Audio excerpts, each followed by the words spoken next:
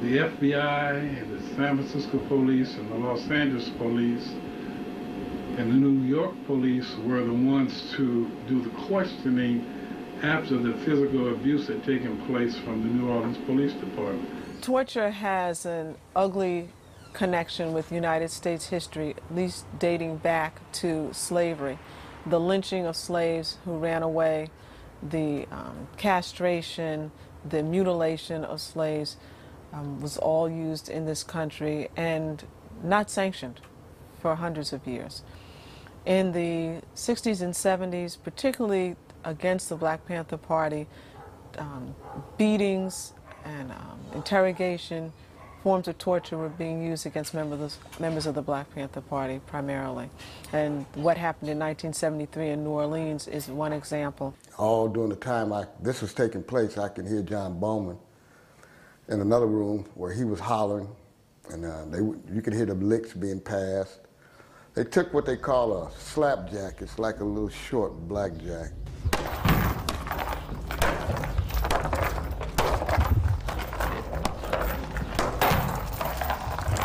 And they started working the back of my neck, my shoulders. Then one would get down and he'd work my shins and between my knees. They would beat me like that. They did that. I don't know, it seemed like it was hours, but it could have been 30 minutes, could have been an hour, could have been 2 hours, I don't know. It's back again with the plastic bag. This time they had a blanket. I don't know what they soaked it in, but it was really, really hot. And they just covered me with that blanket and put that plastic bag over my head. And I couldn't scream, I couldn't holler, I couldn't get my hands up to poke a hole in the bag because I was handcuffed to the chair and my legs were tied to the chair. And they kicked the chair over and let me just suffocate. I was just about to pass out. They'd snatch it off, spit in my face. They left me sitting there for a little while. McCoy and Erlax, they started asking me questions. And I had no knowledge of the things they were asking me, so I couldn't answer them, you know. So they said, well, they turned off the recorder and whatever they had and said, well, we'll tell you what happened. And then after we tell you, this is what we want you to say. So I did make statements. I did waive my rights to an attorney, which means I waived my Miranda rights. I did all of this because of the physical aggression and the brutality that was being put upon my body. One got behind me and he took his hands and he slapped them like that over my ears. I couldn't hear nothing. My ears were just ringing so bad. I could feel the fluid running down my side of my face. And they were talking to me, but I couldn't hear them. All I could hear was ringing. Whenever they stood me up to make me walk, I couldn't walk. They had to just kind of just carry me back into another room. And when they get me back in there, they start again.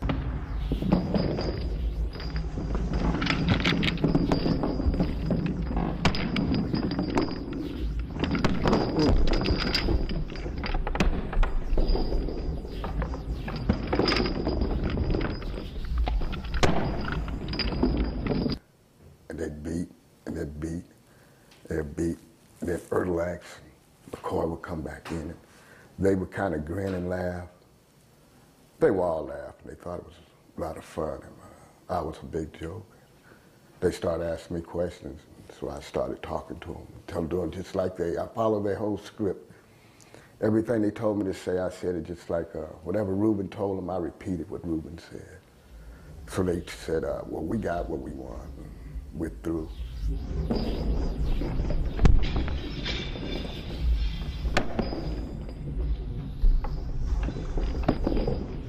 Federal magistrate in New Orleans ordered me out of the custody of New Orleans Police Department. That's the only way I got away from him, to put me in the custody of the Sheriff Department. And they had pictures of me, they had doctors that said that I had bruised eardrums. Everything that I said happened and JB said happened.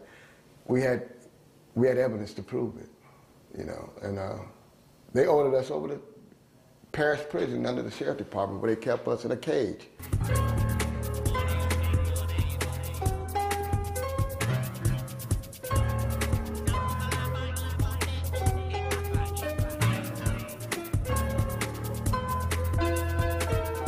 After all of that happened, years passed by. Because of the harassment by the FBI and other police agencies in Los Angeles, I could no longer live there. I had to relocate. So I moved to Florida, that was in 1980.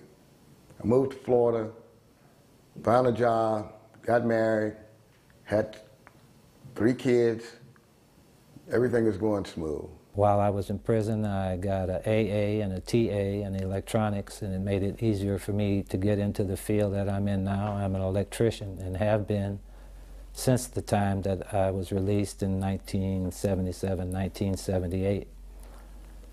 I've worked for Los Angeles County as an electrician in their health services department. I've worked in the various hospitals around the county since 1981 until this day. I met and married my present wife in 1977, just a few months after I was released from prison. I met her through a mutual friend. We've been together ever since and have lived a very peaceful life. We don't go out at night.